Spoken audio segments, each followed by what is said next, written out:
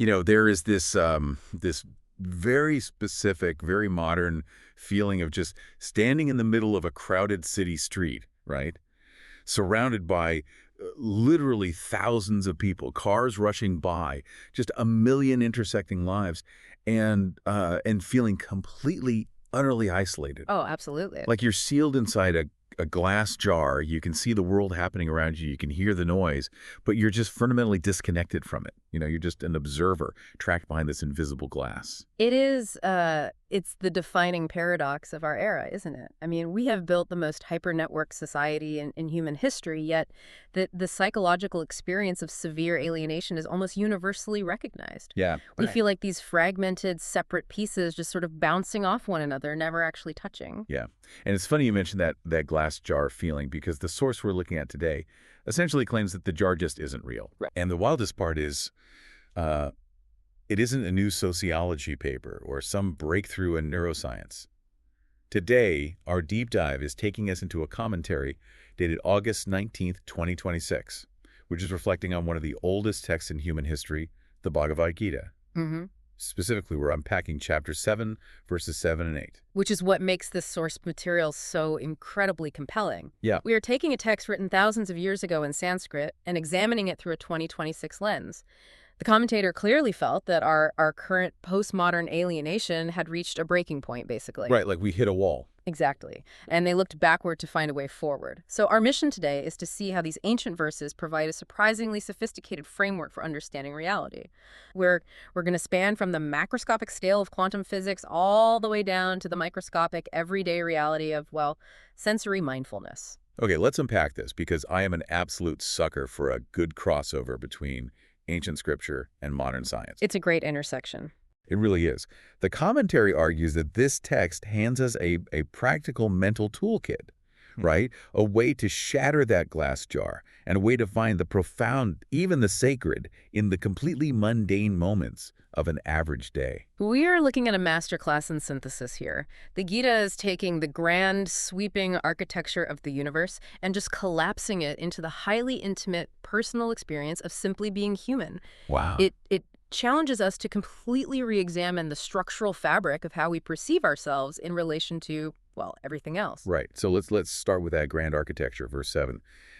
The Sanskrit here is bold. It's the ultimate consciousness speaking directly, saying, there is nothing higher or superior to me. Yes. But then it introduces this incredibly vivid visual metaphor. It says, everything in this entire universe is strung upon me like clusters of pearls strung upon a thread. The Sanskrit phrase is sutramanganina, pearls on a thread. Right. And when you look at a pearl necklace, what draws your eye? The pearls, obviously. Exactly. The pearls, you see the individual spheres, their distinct shapes, their varying sizes, the unique luster of each one. You see multiplicity. Right. You see thousands of separate objects existing in space. Okay, but I'm going to push back on this analogy a little bit, or at least play devil's advocate here. Sure. Because a pearl necklace is neat. It's elegant. Right. It implies this deliberate, beautiful order. Yeah. But when I look out at the world, or even just look at my own life, my inbox, the news, whatever. Oh, sure. I definitely do not see a beautifully ordered necklace. No, of course not. We feel like separate pearls, sure, with their own shapes and boundaries, but it feels like someone snapped the thread, and we are all just rolling chaotically across the hardwood floor, crashing into each other, rolling under the couch. That's a very vivid image. Right, like we see raw disconnection. Yeah. So how does an ancient metaphor about a neat little necklace resolve the very real, messy feeling of being an isolated entity battling a chaotic universe? Well, to answer that, we have to look past the pearls entirely and focus on the thread.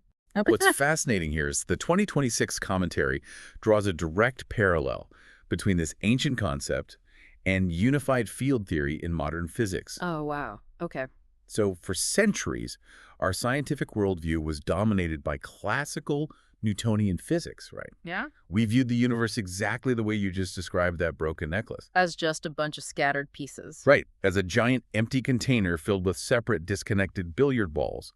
We thought matter was just isolated chunks of stuff bouncing off other chunks of stuff in completely empty space. Right, atoms as these tiny, hard little planets just flying around. Yes. And if you have a universe built out of isolated chunks, it makes total sense that you would feel like an isolated chunk yourself. Exactly. Yeah. But physics has moved radically away from that. Modern quantum field theory is on a relentless quest to find a single underlying quantum field. Okay.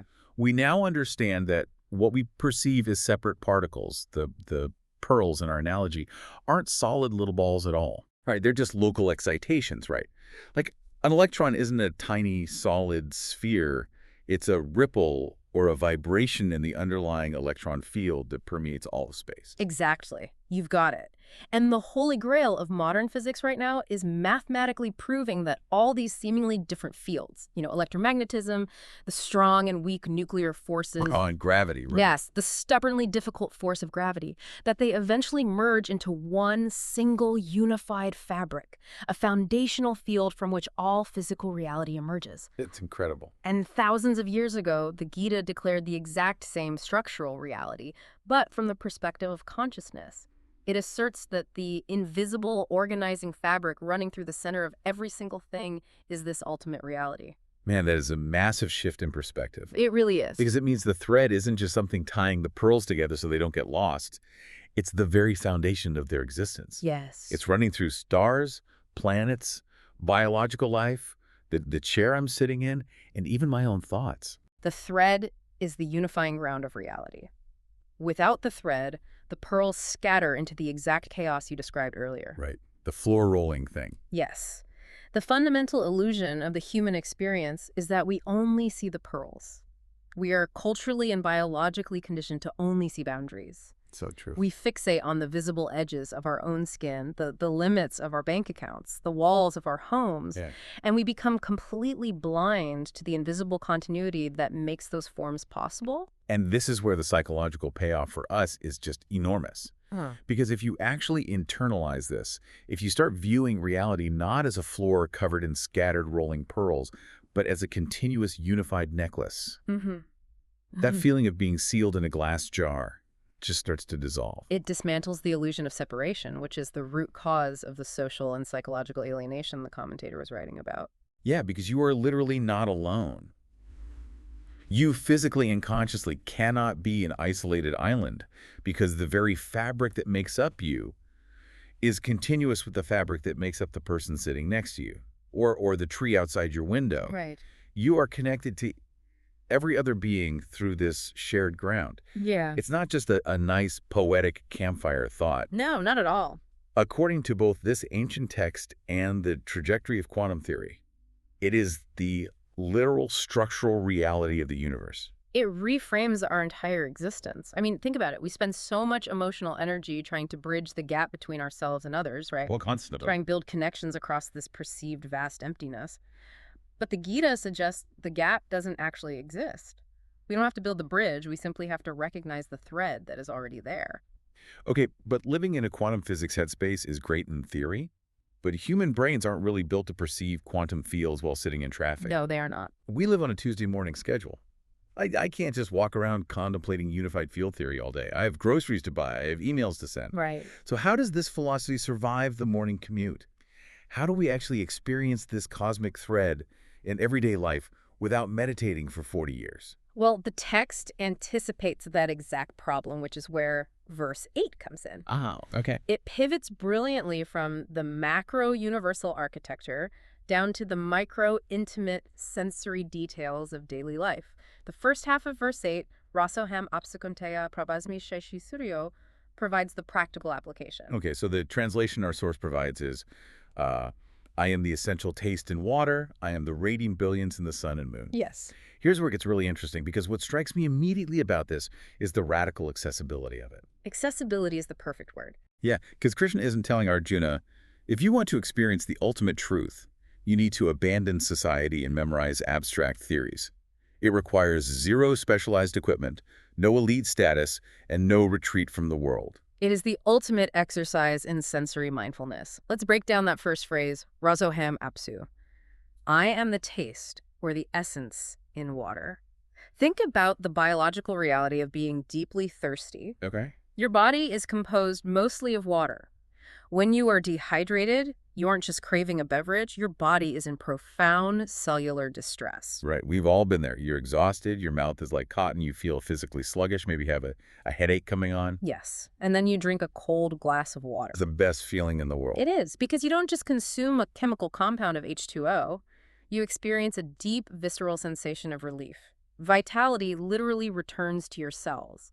You experience the rasa, the essential life-quenching property of the water. The commentary suggests that this very physical, highly immediate experience of vitality is a direct encounter with the divine essence. So it's not that the divine is merely like water, or that we should drink water and then try to imagine some distant, abstract deity somewhere up in the clouds. No, not at all. The text is saying that the actual sensation of your thirst being quenched, that precise, immediate feeling of life returning to your body, that is the cosmic thread manifesting in your consciousness right in that split second. It collapses the entire distance between the sacred and the mundane. The mundane is the sacred if you have the awareness to perceive it. Wow.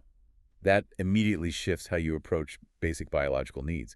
I mean, it takes something you do mindlessly a dozen times a day and turns it into a grounding anchor point for reality. Exactly. And the verse then applies this exact same principle to our external environment. The second half of that line, the radiant light, the brilliance of the sun and the moon. Meaning the photons hitting our eyes. Yes, and if we connect this to the bigger picture, the source commentary draws a fascinating parallel here regarding perception itself. Okay, how so? It states that the photons illuminating the physical world, so the sunlight outside your window, and the conscious awareness illuminating your internal mental world actually share the exact same cosmic source. Wait, let me make sure I have my head around this. Because we usually think of light as a purely physical phenomena, right? Right. The sun undergoes nuclear fusion, spits out photons, they travel through a vacuum, hit my desk, and light it up so I can see my coffee cup. That is the physical mechanism, yes. Oh. And we tend to think of consciousness, our internal awareness, as a totally separate, localized biological byproduct of neurons firing inside the skull. Right. But the text is saying that the radiance that makes the physical cup visible and the radiance of awareness that makes my own thoughts known to me are essentially two sides of the same coin. That is the profound assertion here. Physical light reveals the material world. The light of consciousness reveals the mental world. The text argues they both emanate from the same underlying thread. Wow. They are both expressions of the ultimate reality's fundamental capacity to reveal, to illuminate. You know, if you're sitting at your desk right now, you can actually try this out as an exercise. Oh, definitely. Look at a physical object near you, let's say a pen or a coffee cup. Yeah. Notice the physical light hitting the edge of it. Then trace that in your mind. Those photons bounce off the cup, hit your retina, travel up your optic nerve, fire a series of synapses, and suddenly you have an internal awareness of a cup. Yes. The external sun and the internal sun of your awareness are part of a continuous loop. You are no longer just looking at the physical byproduct of a distant star. You are encountering the exact same fundamental revealing energy that allows you to be aware of your own existence. Man, you can reframe a basic environmental element, like just sunlight streaming through a window, as a profound cosmic encounter. It instantly pulls you out of mental noise and grounds you in immediate physical reality, but a reality that is deeply infused with meaning. You don't need a miracle to prove you are connected to the universe. You literally just need a glass of water and a ray of light. It is and they heavily reference Om as a Samrit syllable. But the text pairs this with the concept of sound in space. Now, when we think of space, we usually think of a vacuum, complete silence, emptiness. Yeah, exactly. But this verse connects sound directly to the structural fabric of reality. And the 2026 commentary links this ancient concept to the modern scientific fields of cymatics and acoustic physics, which I find endlessly fascinating. Oh, it's incredible. Yes, cymatics is the study of visible sound and vibration. To understand the mechanism here, we have to look at Ernst Chladni's experiments from the late 18th century, which are still foundational today. Oh, the Chladni plate. I've seen videos of this online. They're mesmerizing. They really are. They take a flat metal plate, right, and sprinkle it evenly with fine sand, and then drag a violin bow along the edge of the plate to run a sound frequency through it. And what happens to the sand? At first, it's just chaotic, just vibrating around. But as the pitch hits specific resonant frequencies, the sand suddenly stops being chaotic and violently organizes itself. It snaps into these incredibly intricate, perfectly symmetrical geometric patterns. Like complex mandalas, basically, just from invisible sound waves moving through the metal. Precisely. What cymatics demonstrates visually is that sound is not merely passive noise. It is an active, organizing architectural force. It dictates the geometry of matter. Wow. The text posits that at the foundational level of reality, in the space or ether, the K, there is a primal resonance, a foundational frequency. So if a single tone on a metal plate creates a complex mandala out of sand, the text is suggesting that Om is the foundational tone, creating the three-dimensional mandala of the physical universe. Exactly. It's like a cosmic hum that forces the raw material of reality into organized shapes, the thread organizing the pearls. The sacred vibration of Om is presented here not just as a religious chant for meditation, but as the acoustic blueprint of existence. It is the underlying vibrational frequency that holds physical forms together. Okay, so we have the cosmic quantum thread, the essence of water, the light of perception, the architectural frequency shaping space, and then boom! The verse lands squarely on human psychology. Yes, it does. It ends with, and the innate courage and capability in human beings. Parum. This is arguably the most psychologically impactful part of the entire text. Parum translates broadly to human grit, capability, resilience, and moral courage. So what does this all mean? Because this challenges everything about how we view our own achievements and our own struggles. Let me give you an analogy. Please. Let's say I'm having a terrible week. I'm prepping for a highly stressful presentation. I'm running on 3 hours of sleep. I'm incredibly anxious, and it feels like everything is falling apart. We all know that feeling. Right. But somehow, in the 11th hour, I dig deep. I find this unexpected well of focus. I push through the burnout. I access a sudden spark of creativity, and I just knock the presentation out of the park. Usually when that happens, I pat myself on the back. My ego takes 100% of the credit. I think, look how tough I am. Look at my immense willpower. How does this text change that self-perception? This raises an important question because the source text insists that when you experience that grit, that sudden access to deep capability, it is absolutely not your small, isolated ego at work. Wait, really? It's not just my individual brain cells deciding to work in overdrive. No. According to the Gita, that moral courage, that intense focus, that perseverance, that is the exact same universal creative energy that organizes the cosmos and illuminates the sun, manifesting itself physically and mentally within you. Wow. That reframes personal resilience entirely. It takes the burden completely off the fragile, isolated ego. When you feel like you are at the end of your own personal rope, you haven't actually run out of resources. You are simply remembering that your personal rope is tied to the cosmic thread. Yeah. Your grit is backed by the exact same universal fabric that holds galaxies together. I genuinely love that. When I push through a tough time, it's not me against the universe. It's the universe persisting through me. Beautifully put. It is the fundamental energy of reality asserting itself in a human life. Yeah. It means our capability isn't something we have to desperately manufacture from scratch every time we face a hurdle. Right. It is something we tap into. Yeah. It is an innate property of our connection to the whole. That completely transforms how you look at your own hardships. The struggle isn't a sign that you are broken or isolated or uniquely cursed. The struggle is simply the necessary friction that allows that cosmic capability to become visible, to manifest as parum. This has been an incredible journey through just 2 verses of text. I mean, my head is kind of spinning. It's a lot to take in. We started with the grand cosmic scale. Yeah. We are distinct pearls, yes, with our own lives and shapes, but we are held together by a unified, invisible quantum thread. We are fundamentally contiguous, which completely dissolves that modern feeling of profound alienation. Yes. Then we saw how that grand macro theory translates into everyday sensory mindfulness. Right. We can anchor ourselves in that connection simply by recognizing the sacred essence of the universe when we taste a glass of water, or by understanding the shared origin of the sunlight outside and the awareness inside. And finally, we looked at the invisible architecture, the primal cymatic sound that shapes reality, and how that exact same universal force manifests in our own lives as grit and resilience. Our capability isn't a lonely ego trip, it's the universe expressing itself through our actions. The 2026 commentary promised a complete mental toolkit, and it delivers.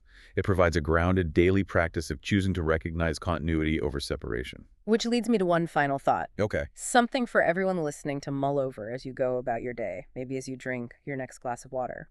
If our grit, our focus, and our perseverance, that param, are not generated by our small ego, but are instead this massive, universal creative energy flowing through us, How should we view our moments of absolute failure?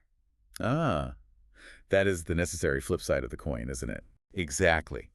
What about the times we experience total burnout or paralyzing fear, or when we just flat out can't push through? It's a tough pill to swallow. Are those moments actually fundamental personal flaws? Mhm. Or, based on this text, are they merely moments where we have temporarily lost our awareness of our connection to that invisible cosmic thread? When you find yourself standing in the middle of that crowded, chaotic city street, feeling entirely alone inside a glass jar, maybe it's not because the thread is broken. Maybe it's just because you've forgotten to look past the pearls.